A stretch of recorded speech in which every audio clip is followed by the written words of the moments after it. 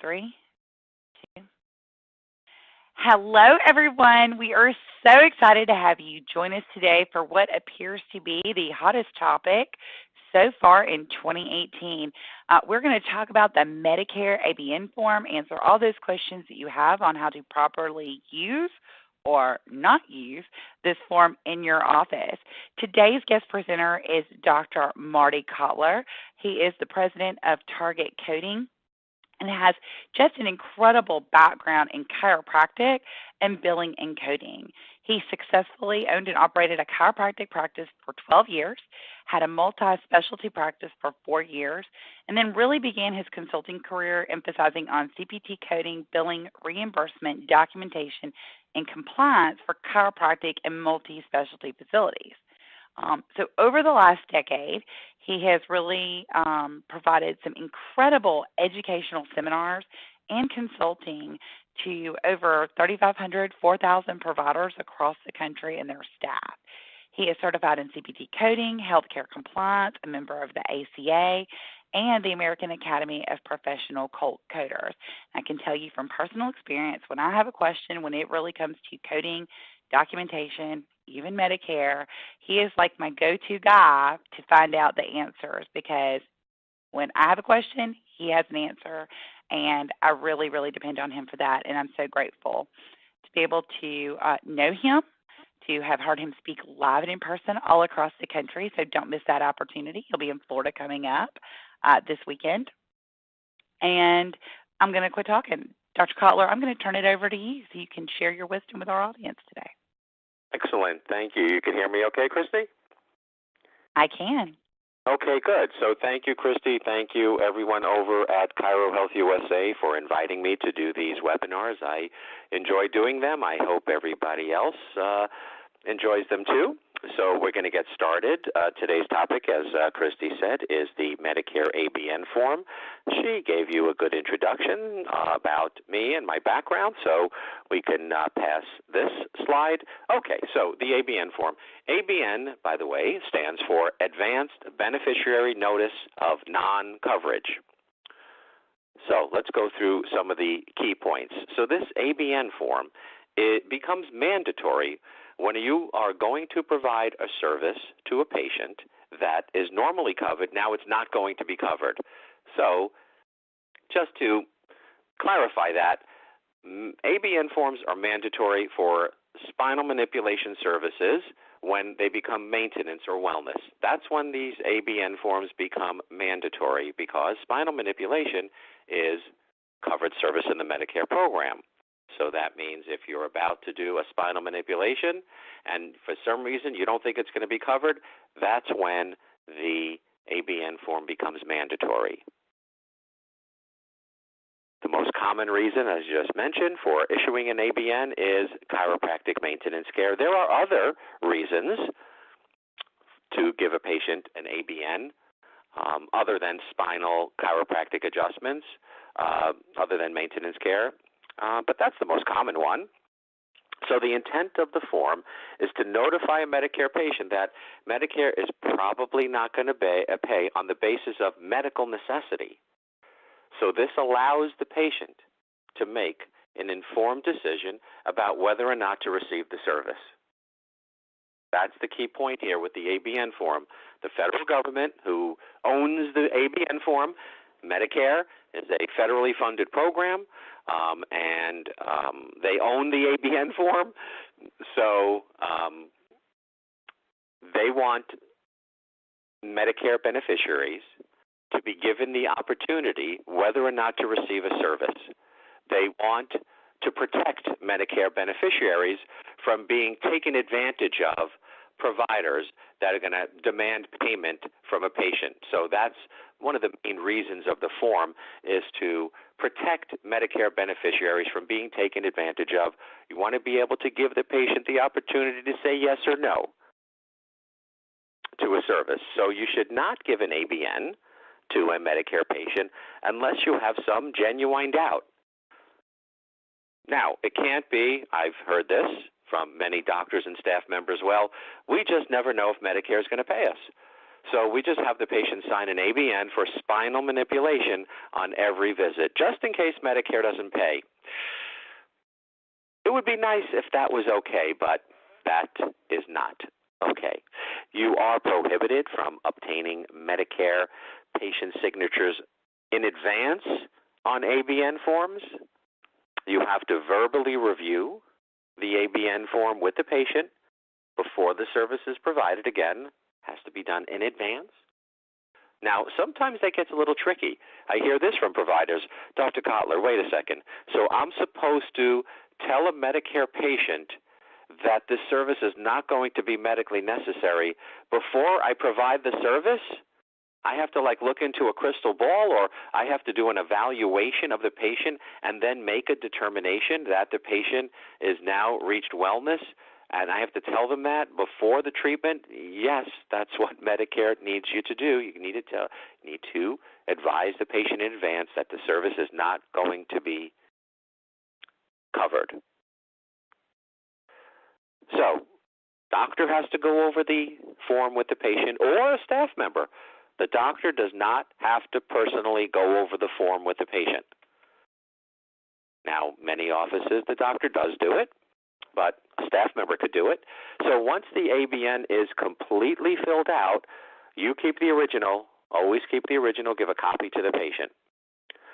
The ABN forms need to be kept on file for at least 5 years.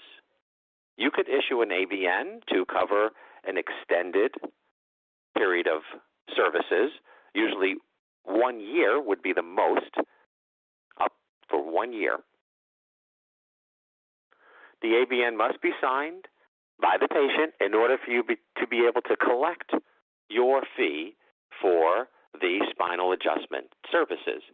Those equate to 3 codes, 98940, 98941, and 98940. Those are the only 3 codes. Those are the spinal manipulation codes. Those are the only 3 CPT codes that Medicare pays chiropractors for at the present time. So once you get to that wellness maintenance, again, there are other reasons why you would give the patient an ABN form, but the most common one is the patient has gotten to wellness maintenance for spinal manipulation. That's when you would have to have the ABN signed. You're prohibited from issuing ABNs on a routine basis, stating, as I just mentioned, Medicare could deny anything at any time is not a reasonable basis. Now, when you're billing Medicare for medically necessary services, you're using the AT modifier, which stands for active treatment. So when you bill Medicare 98940, 98941, or 98942 with the AT modifier, you are telling Medicare that those 2 little letters, AT, active treatment, that modifier, AT, tells Medicare that you have read the Medicare guidelines, you understand the Medicare guidelines, you understand that subluxation diagnosis codes must be the primary diagnosis, you understand that the care is medically necessary. All of that information is being transmitted to Medicare just by you using the AT modifier. Next, get familiar with the Medicare guidelines. They're pretty easy to find if you go to your Medicare carrier's website, look for the medical policies, or some of them call it the LCD, so you should be able to find it. If for some reason you're looking and searching and you can't find it, send an email to amy@targetcoding.com. That's AMY@targetcoding.com. She's got the Medicare guidelines for every state in the country. So if you're having trouble finding the guidelines for your area, send an email to amy@targetcoding.com and she'll get it to you. So use the AT modifier. Why? Because you feel the care is medically necessary. What does medical necessity mean? The patient has pain, they have discomfort, they have restricted motion, they have difficulty doing their normal activities of daily living. That's what makes the care medically necessary, assuming that you set goals and the patient is improving in a reasonable amount of time. That's what medical necessity is all about. So when a patient comes in with that situation, You bill Medicare, you expect to get paid. If for some reason you get denied, I know we're going off a little bit here, off topic, off the ABN form, but this is important. You bill Medicare. Let's say it's the fourth visit, the sixth visit. The patient just started getting treatment. You submit your claim with the AT modifier, and it comes back not medically necessary, and the claim gets denied. You should appeal it. By not appealing it, you're agreeing with it. I don't think that's a good idea. You're not supposed to just say to the patient, hey, Mr. Jones, Medicare didn't pay, you have to pay. Well, you didn't have an ABN. You didn't know that it was going to be denied. You expect to get paid, right, if it's medically necessary. So the first approach would be to appeal it, not pass the financial responsibility onto the patient. Now, you may or may not need to use ABN forms with Medicare Advantage plans. Those of you that are in network with any Medicare Advantage plans, find out what the rules and regulations are.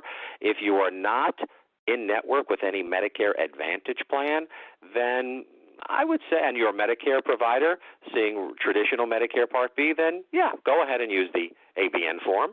And we recommend you follow all the Medicare guidelines with Medicare Advantage plans until you check with the plan to see what their rules are. Talk a little bit more about active treatment versus maintenance care. So according to Medicare, active treatment is a patient's condition is considered acute when the patient is being treated for a new injury identified by X-ray or exam.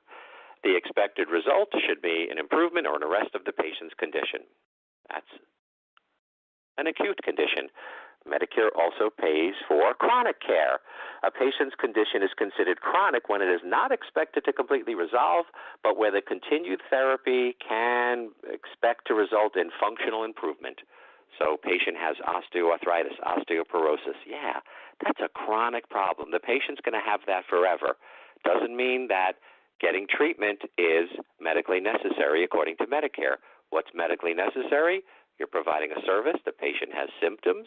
They have restricted motion, decreased ADLs. You set goals, and the patient is improving from a functional standpoint in a reasonable amount of time. That's what chronic care being covered by Medicare is about. Now, once the functional status has remained stable, the patient has reached what I call maximum therapeutic benefit. They've plateaued. You don't think that they can get better. They've reached their maximum goal. That's when you should give the patient the opportunity to receive wellness maintenance care that's not covered by insurance. Now, let me take a little pause there. You don't have to provide wellness maintenance care. I'd say about 30% of the doctors that I work with, they don't recommend maintenance wellness care to their patients. They're more pain-only doctors. They're more symptom-related. I know, most of the doctors I work with, like 70%, promote wellness, promote nutrition, active lifestyle, exercise, eating right. But there's a decent portion of the doctors, at least that I work with, and the profession that they will tell patients, if you're hurting, come on in. Once you feel good, then we're going to discharge you. So this maintenance wellness ABN wouldn't pertain to those providers. So now Medicare has a definition of maintenance therapy. It sounds like it's a really good thing that somebody should be receiving and insurance should pay for it, but they don't. Here, Medicare says maintenance is it's services that seek to prevent disease, promote health, and prolong and enhance the quality of life, maintain or prevent deterioration of a chronic condition. It sounds like a good thing to be providing to a patient, right? Well, that's wellness maintenance not covered by Medicare. Okay, now let's dig into the form. So the form, the Medicare ABN form, is a one-page form, right? Well, it has a 39-page instruction manual. People always get a kick out of that. Yes, if you want to read all the details about the ABN form, if this webinar is not enough, go ahead and check out the Medicare Claims Processing Manual, Chapter 30, Section 50. That's where you'll find all of the ABN rules and regulations. This is what the form looks like blank. If you need the form, it's free. You can go online and just Google Medicare ABN form. This is what you'll find this is what the form looks like blank. It has 10 customizable areas labeled A through J. Areas A through F you can complete before you even give the form to the patient. Area G is the option box. That's where the patient has to choose an option box. Area I is where the patient signs the form, and Area J is where the patient enters the date. So areas G, I, and J, the patient must complete those sections. Now, a little bit about the first visit. You see, patients that come in on their very first visit, they don't typically come in and say, "Hi, I'm here for wellness chiropractic care." That happened very rarely in my practice and in my clients' practices. Most patients come in, Medicare patients come in and say, "Something hurts. My back hurts, my neck hurts, my shoulder hurts, my thoracic area hurts, sacrum, my pelvis hurts, pain." So most patients, Medicare patients, when they come in to your office, they have pain. They have discomfort. It's considered medically necessary spinal care on the first visit. So you don't need to use an ABN for spinal manipulation on the first day. Now, Medicare says you have to do an exam. Does Medicare pay for exams? No, so you should have the patient sign a form. So here's a sample of a form. You could use my form, or you could use the Medicare ABN form for the non-covered services, right? You would not need to use an ABN for non-covered services. This is voluntary. It's optional. You don't have to use an ABN for the exams and x-rays and therapies. Exams, x-rays, therapies are not covered by Medicare. So you don't have to use an ABN form. That's what Medicare says, not me. That's what Medicare says, and that's what all the information here is on this slide. The Medicare ABN form is voluntary for non-payable services like exams, x-rays, therapies, but most doctors use ABN forms for exams, x-rays, therapies. Do not mix your spinal manipulation covered service and exams, x-rays, and therapies, which are non-covered services, on the same form. Next, we have the ABN form for chiropractic maintenance care. So this is, I'll take you through it. So let's go with Mrs. Jones. She's coming in. She has neck pain. She has back pain. So the first, 6, 8, 10, 12, 14 visits, no ABN form. She's getting chiropractic adjustments. You're billing Medicare, let's say 98940 or 41 with the AT modifier for, like I said, 8, 10, 12, 14 visits. So let's say on the 14th visit, she says, "I feel fantastic." 15th visit, you check her. She's doing great. She has pretty good motion. Her range of motion for someone her age is pretty normal. She could do most of her normal activities of daily living. Her pain scales were an 8. Now it's down to a 2. So this is where you say, "Mrs. Jones, I really like the way things are going. Don't you agree?" She goes, "Yes, I am doing fantastic." So you could say, "Okay, you may have reached maximum therapeutic benefit according to Medicare. That's wellness maintenance not covered by Medicare. When you come in on your next visit, let me know how you're doing. If you are still doing great, we may need to transfer you to wellness." Patient comes in on the next visit, says they're doing great. That's when you discuss wellness maintenance. Tell the patient good news, bad news. Good news is you've reached wellness maintenance. That was our goal.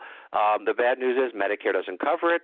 The patient doesn't want to come in anymore. That's fine. If they want to continue to come in, explain to them no insurance is going to reimburse for wellness. This is spinal manipulation for maintenance purposes. Medicare doesn't cover it. Explain to the patient how much it's going to cost. If the patient says, "I totally understand. I understand it's not covered.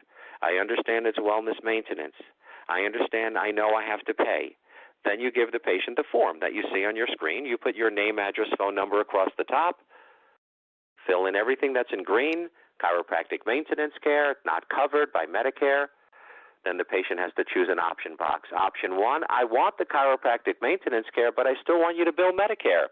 In that case, bill the 98940 or 41, take off the AT, replace it with GA. GA means you have a signed ABN form on file. Let's say the patient checks option 2. I want the chiropractic maintenance care. I understand I have to pay.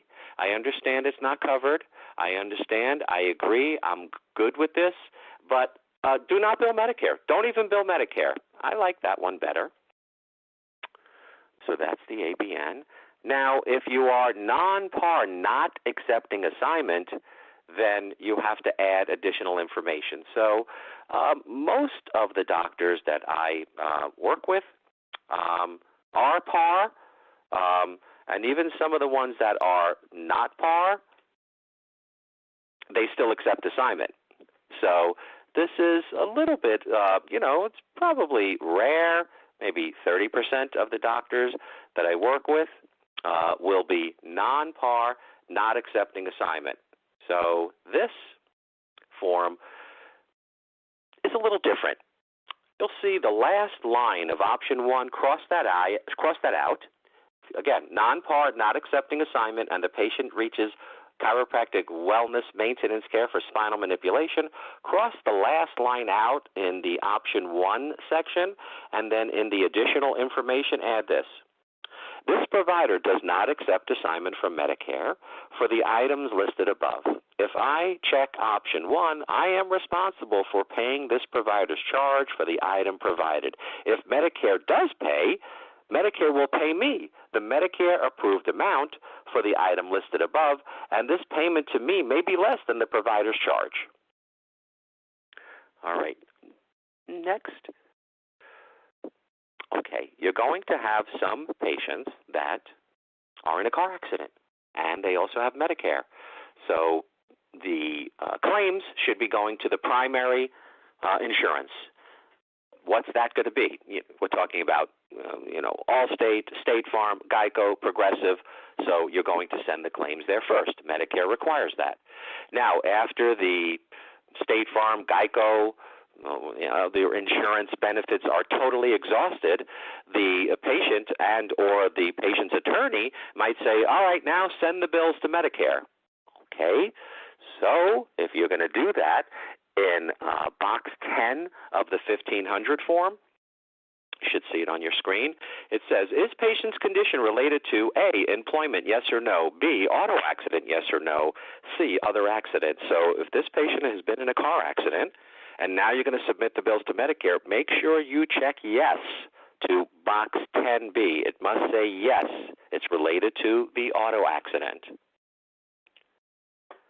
Give you zoom in a little bit on box 10. So make sure you put in the state that the accident was in, and you check yes to 10B under auto accident. Medicare needs to know who is possibly responsible for the bill.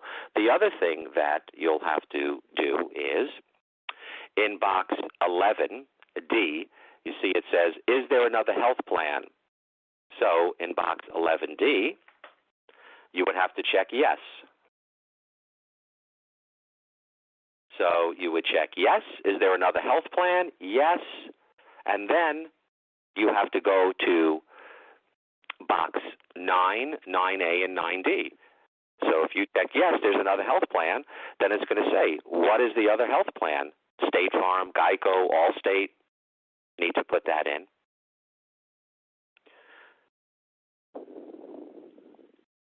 So Medicare is a secondary on PIP claims. So Medicare is precluded from making payments where payment has been made or can reasonably be expected to be made from self-insurance, PI, no-fault, work comp.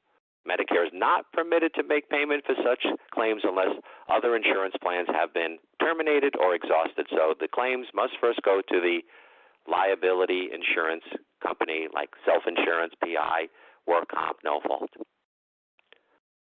Now, if you see Medicare patients, you're required to have a Medicare compliance manual. That should include policies and procedures. So I'm going to go over that with you. But let me just ask you a couple of quick questions here. Can you treat Medicare patients without being enrolled in the Medicare program? The answer is no.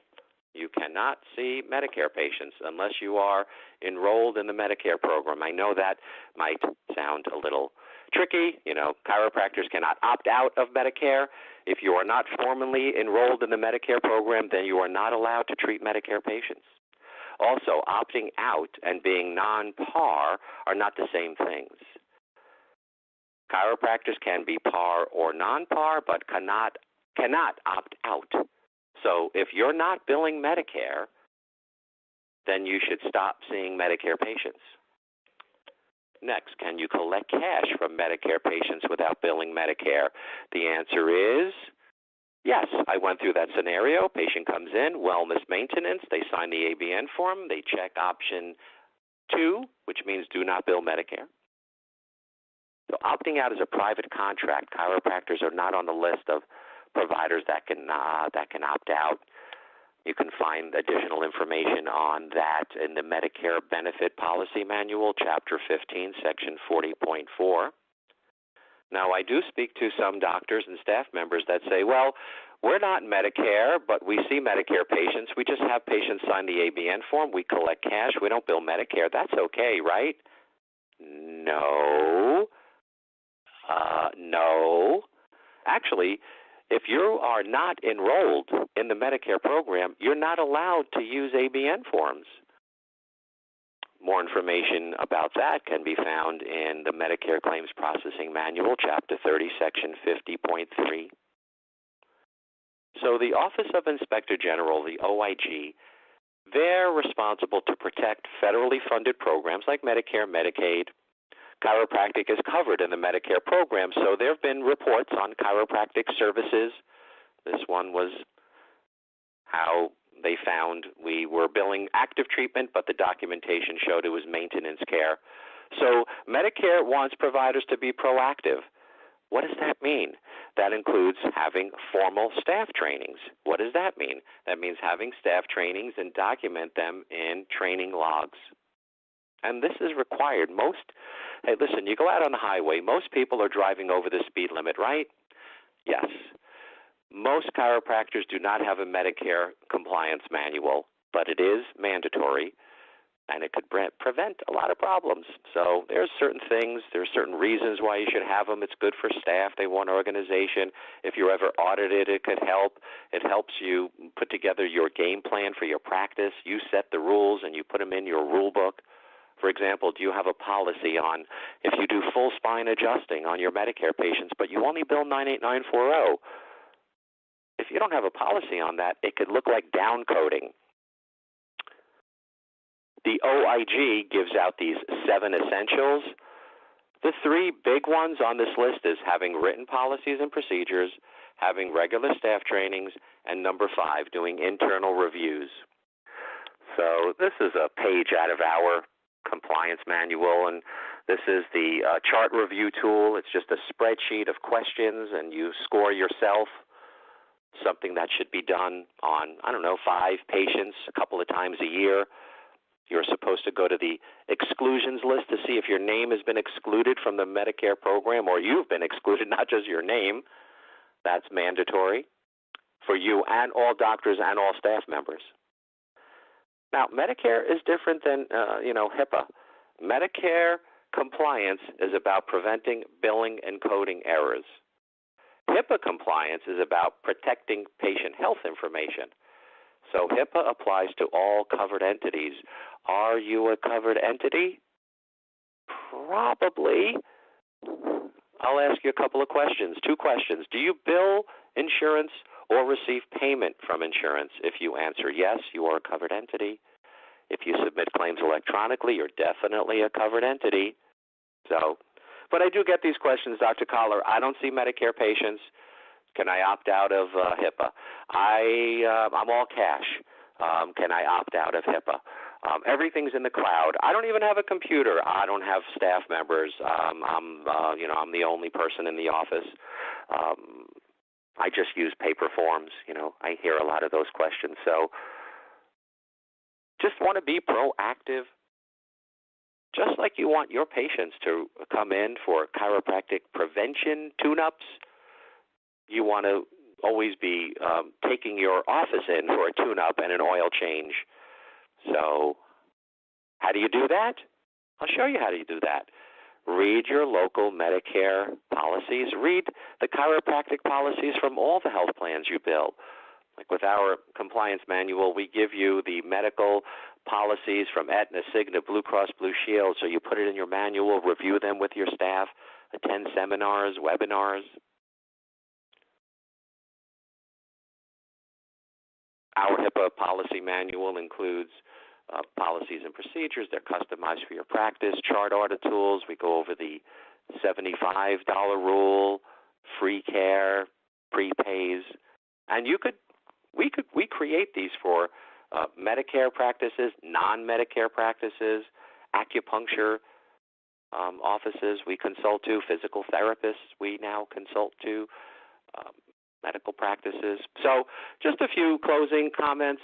Please check with the carriers you bill prior to submitting claims to ensure that it is compliant. We can't guarantee this information is going to guarantee payment from any insurance company or patient. So stay on top of the rules. Continue to educate yourself, attend seminars, webinars, join your national and state professional associations. Thank you for attending. Here's our contact information, info@targetcoding.com. Website, targetcoding.com. Telephone number, 1-800-270-7044. All right. Christy, I think that was the last slide. Thank you, Dr. Kotlar. We have quite a few questions that have come in. The first one says, does the CMS 1500 for non-par need to reflect the maximum allowed amount for Medicare spinal manipulations or our normal office fee? For non-par providers, you should be using the non-par fee. So go to your Medicare carrier, and then there should be something right on the home page that says fees. Click on that, download the fee schedule, take a look at the 98940, 4142 line items, and you'll see par, non-par, and limiting charge. Take a look at that non-par column. That's the charge you should be submitting to Medicare. Okay, our next question is, how do you document functional improvement? Oh, there's a few ways. Functional improvement could be by the patient saying, well, I love to do yard work this time of year.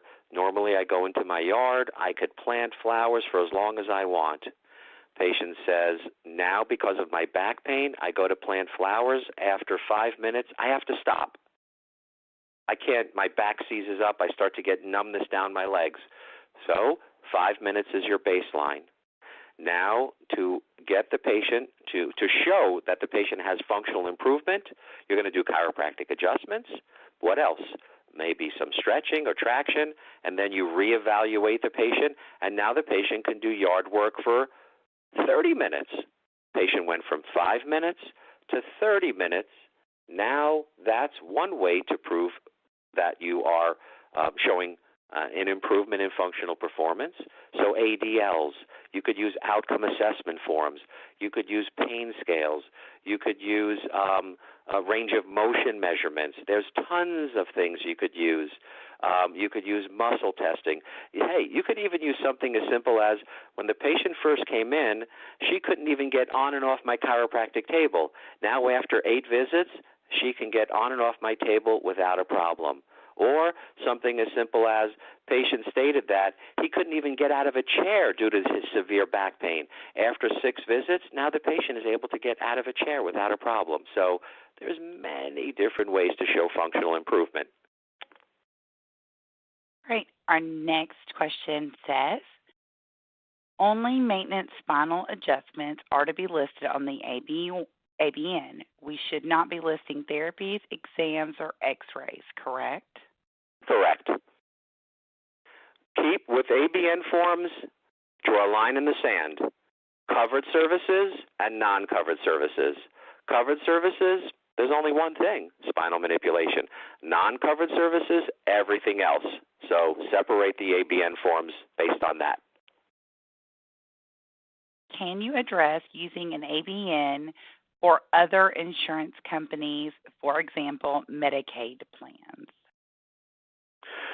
My recommendation is contact your local Medicaid office and find out if they require a certain form. If they don't, then yeah, you could use the ABN form for Medicaid patients, or you might be able to just take out your letterhead and put on the form, Medicaid does not pay for chiropractic maintenance care, and have the patient sign the form. That would be a minimum, but the best thing to do is check with your local Medicaid office. Is it mandatory to do a re-exam every 4 weeks for Medicare patients? No. If a patient is on maintenance care, do you have to collect the Medicare deductible amount for visits? Repeat that one more. Let me go back with the re-exam because, I usually don't give quick yes or no answers. Some people are, they're my groupies. They follow me around the country. They know that I don't usually give yes or no answers. So are re-exams required every 30 days? Well, let me ask you this. If the patient after 2 weeks has a flare-up, a change in condition, you should do a re-exam. I wouldn't wait 30 days. Now, if your recommendation to a patient is 3 times a week for a month, so that means after about 12 visits, do a re-exam, yes, Medicare doesn't pay for re-exams, so this would be a charge that you'd have to charge the patient for the re-exam, but you don't have to do a re-exam if the patient is improving as expected. My general rule is if the patient is improving as expected and you're not changing anything major, no need to do a re-exam. The times to do a re-exam are, for instances, the patient has gotten worse, you have a new condition, the patient has stayed the same for too long a period of time, and the patient has made a substantial improvement now that you have to change the treatment plan and diagnosis. So let's just get that question out of the way. Now, tell me about the deductible question again. If a patient is on maintenance care, do you have to collect the Medicare deductible amount for visits? If the patient is on maintenance wellness care, this is not covered by Medicare, so it would not count towards their deductible. Okay. When you have a new patient, do you have them sign an ABN for the first visit, or could you have them sign a Medicare waiver for the x-rays and exams that are not covered? Okay. We went through this in detail during the webinar, so I'll go over it again. When a brand new patient comes in and you're going to do a spinal manipulation because the patient has an active treatment situation like pain, discomfort, restricted motion, numbness, tingling, can't bend, can't reach, can't sleep through the night, this is medically necessary care, you would not have an ABN signed unless you have some other reason, I'm not sure. Now, let's say the patient came in and said, I just had 45 visits by another chiropractor and it didn't help, and now I'm coming to you. Maybe you'll have an ABN signed, but it's very rare. So the answer is, in general, no. You do not have a patient sign an ABN for active treatment for spinal manipulation on the first visit. Okay. Does chronic get an AT code if you expect functional improvement, or is it a different modifier? No, chronic care, according to Medicare, is covered. You would use the AT as long as you can show functional improvement. Okay. Other compliance services teach that using an ABN for non-covered service is a really bad idea that comes with liability. Do you agree? Yes. I don't recommend. That's why I gave everybody my form.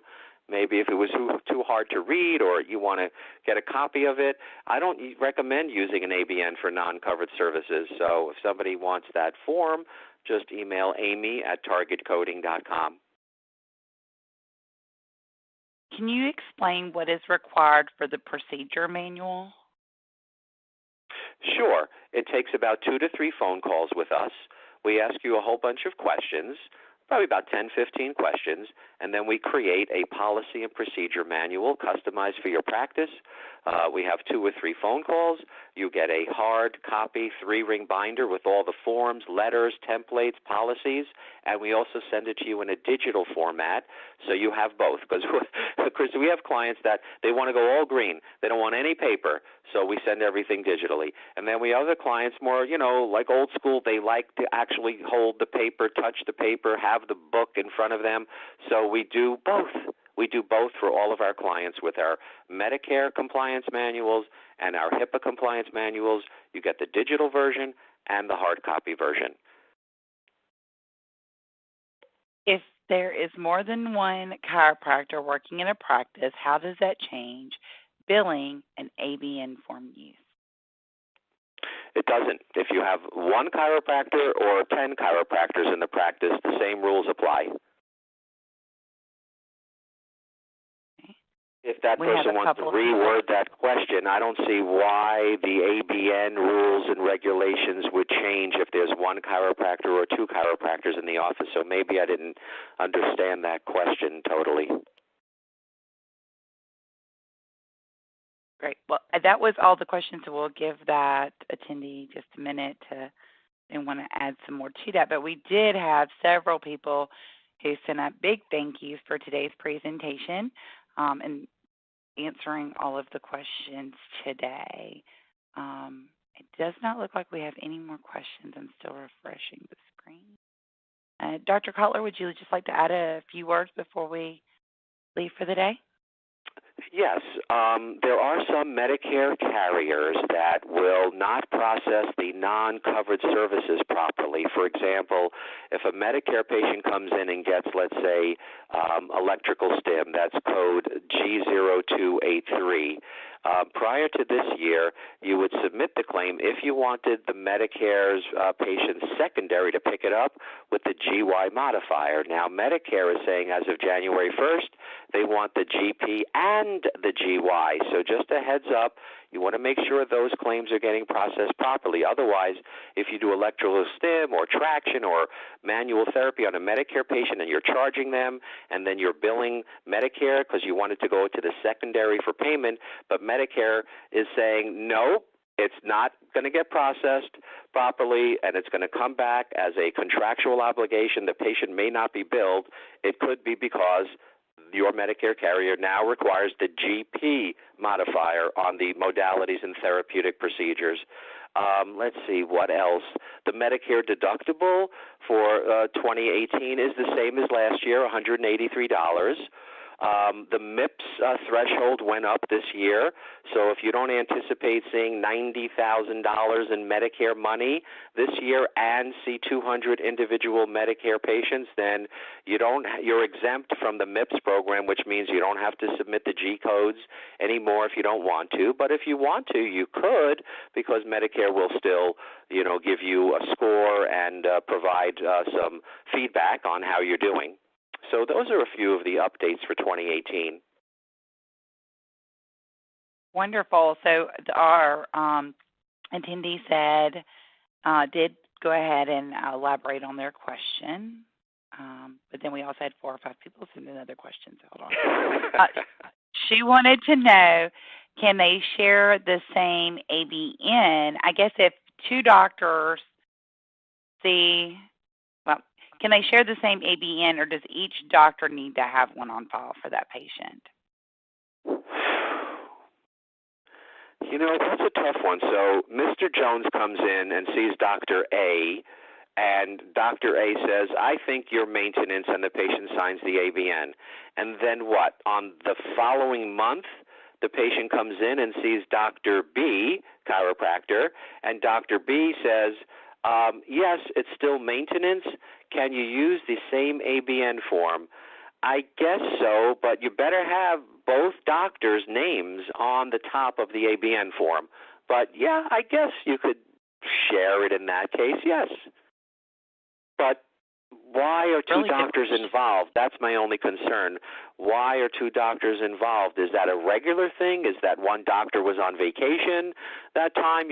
So that question can get a little, misconstrued. But I guess I guess you could, do that. Just make sure the patient understands that both doctors have done the same, have come up with the same evaluation, and both doctors' names are on the ABN form. Yeah, I guess that would be okay. What does Medicare require for the provider to have on file regarding patients being notified of their responsibility for exams and x-ray charges? That form that I showed earlier basically says, Dear Medicare patient, Medicare doesn't pay for exams, x-rays, and therapies. Sign the form that you understand that Medicare does not pay chiropractors for exams, x-rays, therapies, whatever else you do also. Let's say you do foot orthotics. Put that on the form. Let's say you do laser. Put that on the form. Are you going to recommend vitamins to your Medicare patients? Maybe. Put that on the form. So put that on the form. Medicare doesn't pay for exams, x-rays, therapies, vitamins, laser. You're responsible to pay. You've been told in advance that these are not covered by Medicare. You've been given the option to deny the care. You have the right to refuse the care. You understand that these are not covered by Medicare. That's all the language in the form. The patient signs it. There you go. That's it. You don't have to do that form ever again. It's good. One-time use.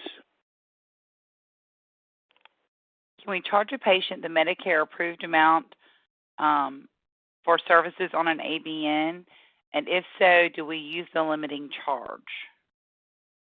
Okay, there's two different schools of thought on this. I'll give you my school of thought. When the patient reaches maintenance care, use your normal fee because it's not covered. Just like an exam, if your normal fee for an exam is $180, you can charge a Medicare patient $180, even though the Medicare fee schedule for an exam for a medical doctor would be, let's say, $75.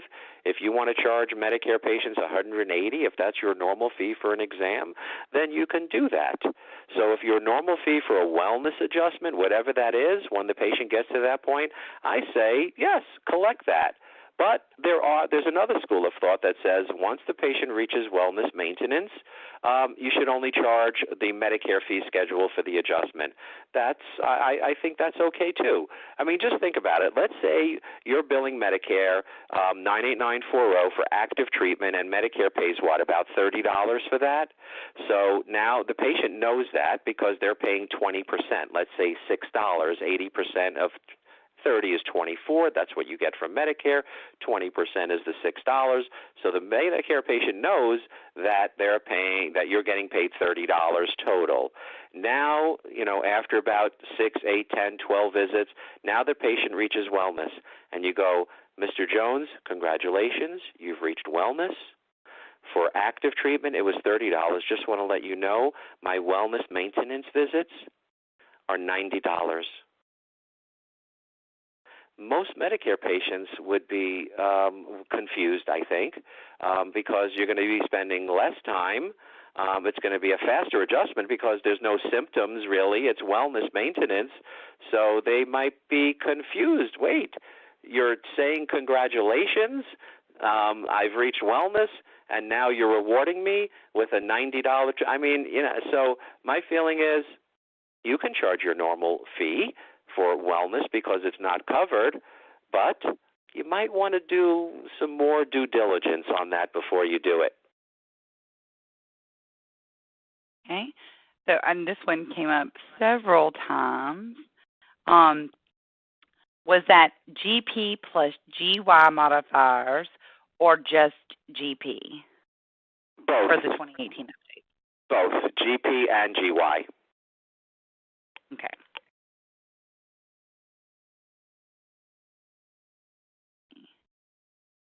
What is the $75 rule?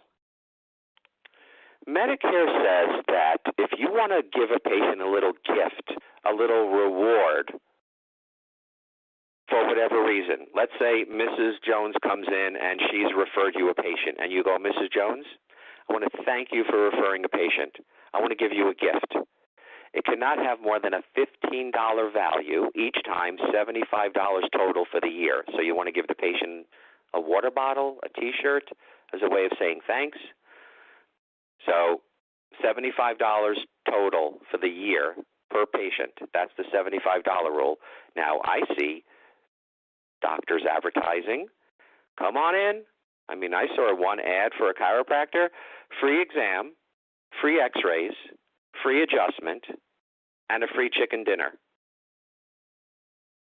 Medicare looks at practices like that and thinks, whoa, there's something going on here. So I'm not a fan of giving away free services.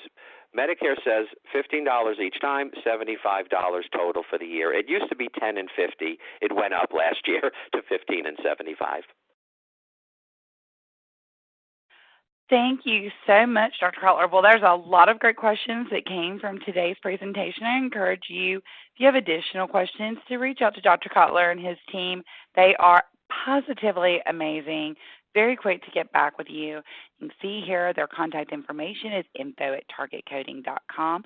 Please visit his website, targetcoding.com. You'll find some incredible resources, upcoming webinars that he's doing. And again, it'll also have a listing of upcoming seminars and events where you can find Dr. Kotlar live and in person. And if you happen to be a provider in and around the Panama City area, you will see him. It's this weekend, correct, Dr. Kotlar? Yes, it's this week, and also I wanted to let everybody know, go to my Facebook page, please,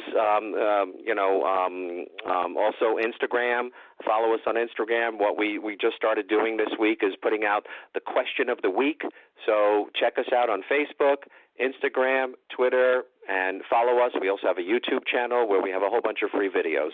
So, yes, this weekend is Panama City Beach. I will be speaking on Thursday and on Sunday. At the beginning of the event and then at the end of the event. And I'll be in a booth on Friday and Saturday, so anybody in Panama City Beach area, come by, say hi. Yes, they're starting it out, so they're going to start off with a bang and end with a bang by having you open and close the seminar this weekend. So please don't miss this opportunity. If you thought this was a fabulous webinar, you just have no idea how incredible it is to actually get to hear Dr. Kotlar speak live and in person, to be able to have that opportunity to go by, meet him at the booth. And it's not just anybody at the booth. It is Dr. Kotlar at the booth where you can sit down, talk to him about your questions, get those answers that you need to take back to your practice. Next week, we are going to have Kathy Mills-Chang join us for our CA 101, Superstar CAs, Make Superstar Practices. This is an excellent webinar for your CA staff. Doctors, you are more than welcome to join and participate in this webinar as well. But there's going to be some really great information that you can utilize in your clinic to really take that level of teamwork and efficiency to a whole nother level. The following week, we're going to have the Law of Fair Exchange with Dr. Alan Berquist. Like I said, we are shaking it up on the webinar series this year. Be on the lookout. You will see Dr. Kotlar back. He is one of our most requested speakers, so he will be back a couple more times this year. We're really excited to hear him talk about so many different things. We're working on narrowing down the topic pool of what he's going to address because he really knows so much about so many things. So be on the lookout because I guarantee you it's going to be an incredible webinar presentation just like it was today. Dr. Kotlar, I am so sad that I'm not going to be in Florida with you this weekend, but I will see you next month in Orlando. Yes, I'll see you in Orlando. All right, everyone. Y'all have an amazing rest of your week and a fabulous day, and I will see y'all next Tuesday, same time, same place. Bye-bye, everyone.